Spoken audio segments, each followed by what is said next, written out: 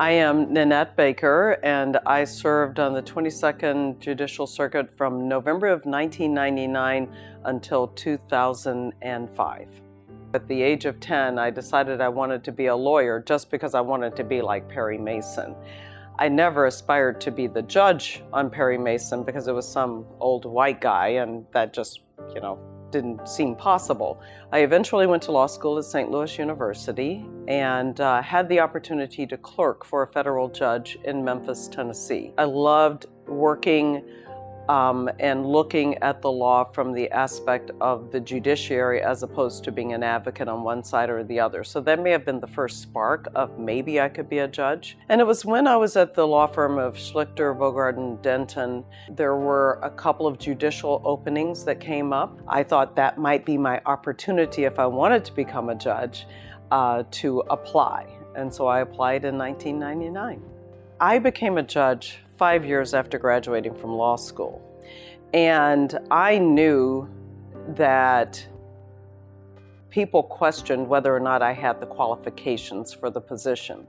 So when I first became a judge, my goal was just to work as hard as possible to make the right decisions and to make sure that I treated everyone fairly and hopefully gain the reputation that I was a good judge. So my philosophy hasn't actually changed a lot over the years. It has always been a matter of respecting the parties who come before the court, no matter who the litigants are, no matter how much money they have, no matter what their station in life. I think that that's the most important thing that we can do as judges. Judges just occupy the position. It's not about me, who I am as a human being. So if someone becomes disrespectful, they're disrespectful to the court, not to me individually. And so I think it's really important to keep yourself out of it. When I was first appointed to the bench, an older lawyer said to me, "Take your job seriously, but don't take yourself too seriously." And I have let that guide me through all of my different judicial positions. If you respect the people who are before you, they will respect you and they will respect the court. Make sure that everyone understands that you're in control, but there's no need to yell at people. There's no need to belittle anyone. And so that's been my idea of a sound judicial temperament. I was the second African-American woman to be a circuit judge in the city of St. Louis. And that took a long time.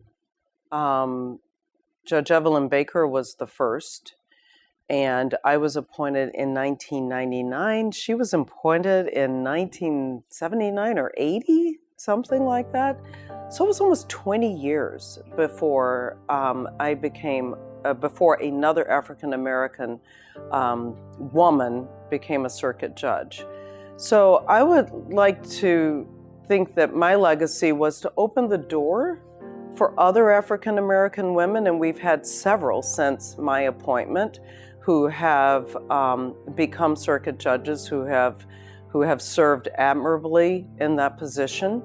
So I think despite the fact that I was appointed only 5 years out of law school, I was successful in my position. I did receive pretty high ratings from the lawyers, and I think that did help to open the door for other African-American women who aspired to be circuit judges. The advice I would have for everyone is to be respectful. I think we have gotten to a point in our culture where there is a lot less civility, but it is important. I think for newly appointed judges, I think it's really pretty simple. Be punctual. Show up when your docket starts, because your reputation is made very quickly. You can be a fantastic judge, you can be the smartest person, but if you don't respect people's time by showing up and being on time, if you don't get your decisions done in a timely manner, that will affect your reputation, and that will follow you for the rest of your judicial career. And as far as lawyers are concerned, again, your reputation is made really quickly. What I've told lawyers when I first became a judge, a thing I didn't realize is judges talk. So if you are disrespectful in one person's court, everyone's going to know about that. And when you come into the next judge's court, they're going to be watching you. Represent your client zealously and still be respectful to opposing counsel and to the court. And so I think that being civil, being respectful will get you a much longer way than the opposite. In the 22nd Judicial Circuit in the city of St. Louis, I think because of the size of the circuit, I think that the nonpartisan court plan does work. When I was on the Court of Appeals, I was the chair of the commission and had the opportunity to select people under the nonpartisan court plan, or at least to nominate people to the governor. And I think that it works. I think it's one of the best systems in the country. There's a reason that everyone knows about the Missouri plan. Is it perfect? No, there is no perfect system, but I do think it's better than most.